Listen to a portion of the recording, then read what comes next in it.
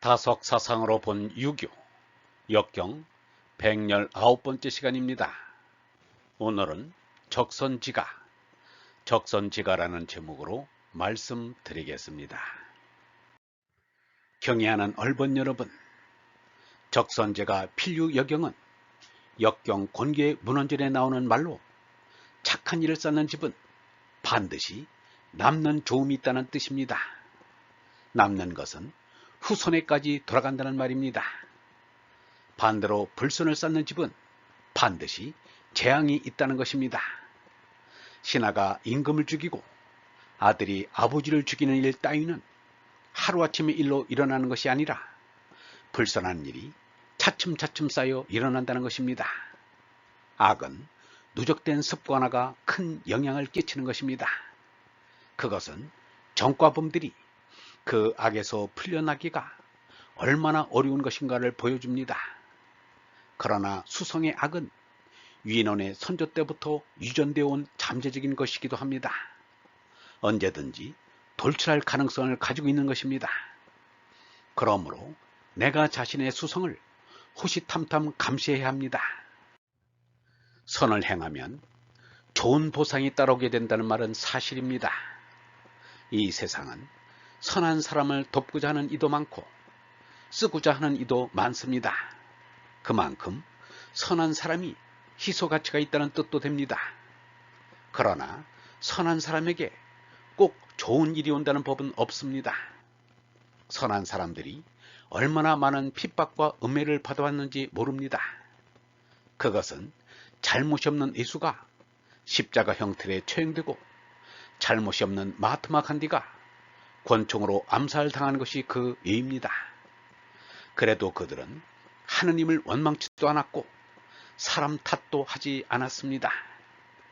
그러므로 다경다복을 바라서 선행한다는 것은 유치한 생각이 지나지 않습니다. 표창을 바라고 선행하는 것은 진정한 선행이 아닙니다. 선행 그 자체가 나의 삶의 표현이기 때문에 선행하는 것입니다. 그러므로 선행으로 인해 어떤 희생을 입더라도 기쁘게 선행을 해야 합니다.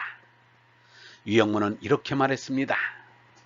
선을 행하다가 고난을 당하는 것이 하느님의 뜻이라면 악을 행하다가 고통을 당하는 것보다야 얼마나 낫겠습니까? 이 말은 좋은 일을 하고 곤란을 받는 것이 하느님의 뜻이니 그리 알라는 것이다. 잘하고 욕을 보다니 그러한 말이 어디 있는가? 이것이 하느님의 뜻이라는 것이다. 이때까지 선을 행했는데 대접이 겨우 요것뿐인가? 나에게 이렇게 할 수 있나? 나에게는 그렇게 할 수 없는데 왜 이렇게 시련을 주는가? 라며 왜라는 소리가 나오게 된다. 성경을 읽거나 기도할 때 이런 생각이 따라와서는 안 된다. 아무는 부자가 되고 재벌이 되고 누구는 장관이 되고 박사가 되는데 라는 생각은 바로 나가는 정신이 아니다. 그런데 베드로 전서에는 차원이 다르게 선을 행함으로써 고난받는 것이 악을 행하여 받는 고난보다 낫지 않느냐고 우리에게 말했다. 내가 나를 높은 생각의 지경으로 나아가게 한다. 또 베드로 전서에 이르기를 너희가 열심히 선을 행하면 누가 너희를 헤아리오 라고 했다. 이 말은 해를 입어도 해가 아닌 것으로 결정을 내리자는 것이다. 이것이 나를 나아가게 하는 것이다. 그래서 영혼의 생명에서 괴로워하는 모순이 있다. 퀴리 부인은 소녀 시절 그의 어머니가 결핵으로 죽었습니다. 소녀 퀴리는 하느님께 어머니를 살려달라고 간절하고 애절하게 기도했습니다. 그런데도 어머니가 끝내 죽자 하느님에 대한 신앙을 버렸습니다. 그러면 석가나 토스토이처럼 어머니의 얼굴도 기억할 수 없는 사람은 어떻게 하라는 것인가? 수많은 고아들은 아버지도 어머니도 누구인지 모르는데 그들은 어떻게 하란 말인가? 사람은 하느님께 할 말이 없습니다.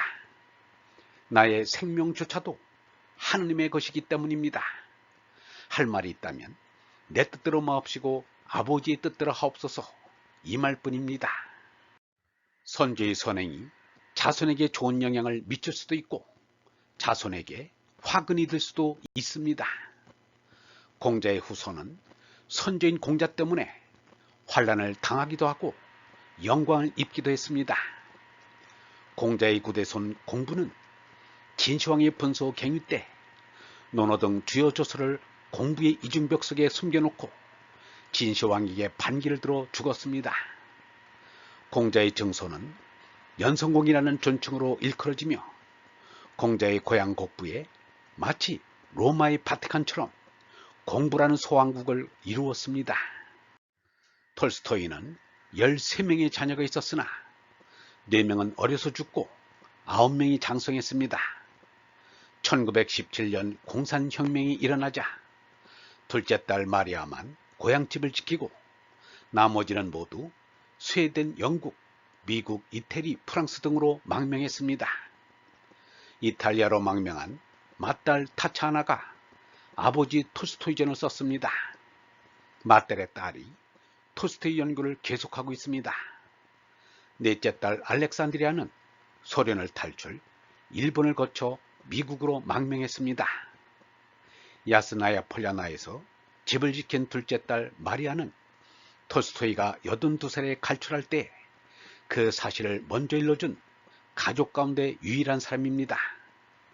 마리아의 아들 둘은 모스크바 대학 교수로 또 화가 엔지니어로 살아가고 있습니다. 프랑스에 사는 손자 세르게이가 현재 톨스토이 연구가 협회 회장입니다. 스웨덴에는 100명에 이르는 유족들이 살고 있습니다. 마하트마 간디는 3형제가 있었습니다. 맏아들은 아버지와의 갈등으로 주색에 빠져 일찍 죽었습니다. 나머지 두 아들도 아버지가 대학 교육을 시키지 않아 소위 출세는 하지 못했습니다. 근래에 손자 아론 간디가 미국에서 활동한다는 소식이 전해졌습니다. 착하신 얼번 여러분, 선행을 하다가 고난을 당하더라도 하느님의 뜻이라면 예수처럼 기꺼이 그 길을 가야 합니다. 복을 바라고 선행을 한다는 생각은 참으로 유치한 생각일 뿐입니다. 영성신학원 다석아카데미의 하는 소리였습니다.